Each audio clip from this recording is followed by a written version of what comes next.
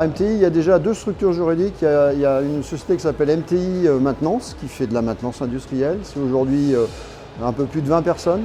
Et puis il y a MTI Engineering, qui est la partie fabrication de machines.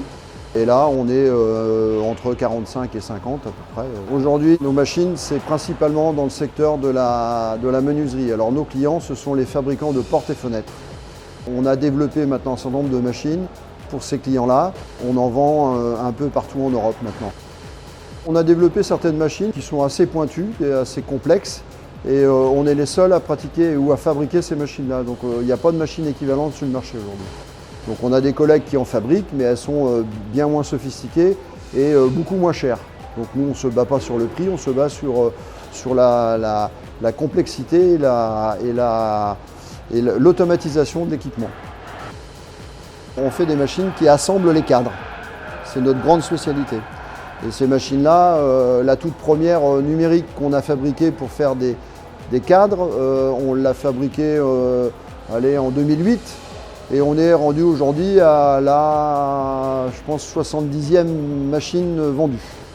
Mais il n'empêche qu'on fait aussi des développements spécifiques pour certains clients qui nous demandent des machines qui n'existent pas sur le marché ou des équipements qui n'existent pas sur le marché. Donc là, on les invente.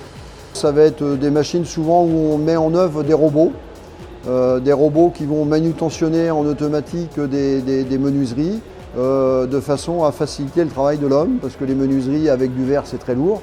Et les robots, ça fatigue un peu moins. Et tout un système autour de ça qui va gérer les flux, les arrivées des menuiseries, les redéparts, qui va gérer un peu les flux de l'usine de menuiserie. On fait aussi quelques développements de machines très spécifiques. C'est-à-dire que là, un client va venir avec une idée, un concept, et l'équipement n'existant pas, va nous soumettre le concept et puis on va travailler sur le sujet et on va inventer par rapport à ce que le client souhaite. J'essaie toujours de faire un ou deux projets à risque par an. On essaie de se limiter parce que c'est toujours intéressant, parce que ça nous permet d'avoir une petite veille technologique, de se mettre un peu en danger, de trouver de nouvelles formules, de trouver de nouveaux équipements, etc. Donc il peut y avoir, c'est le développement. En ce qui concerne l'innovation, c'est souvent nos clients qui nous posent des questions et qui ont un sujet, une préoccupation et qui n'ont pas d'équipement à mettre en face. Ils nous sollicitent. Alors en fonction de ça, soit je vois l'intérêt ou pas de me lancer sur une opération. Si je vois un intérêt, parce que je me dis que ça peut être un développement futur, ça peut être un premier développement aujourd'hui, ça peut être les machines qu'on fera dans 10 ans. Donc j'essaie de sentir. Si je vois qu'il y a un intérêt pour nous, j'essaie, mais sans être sûr de ça. C'est un risque. On évalue le coût de l'installation, le coût de l'équipement. Et puis, comme je dis, souvent à la fin, il reste peu d'argent, voire pas du tout.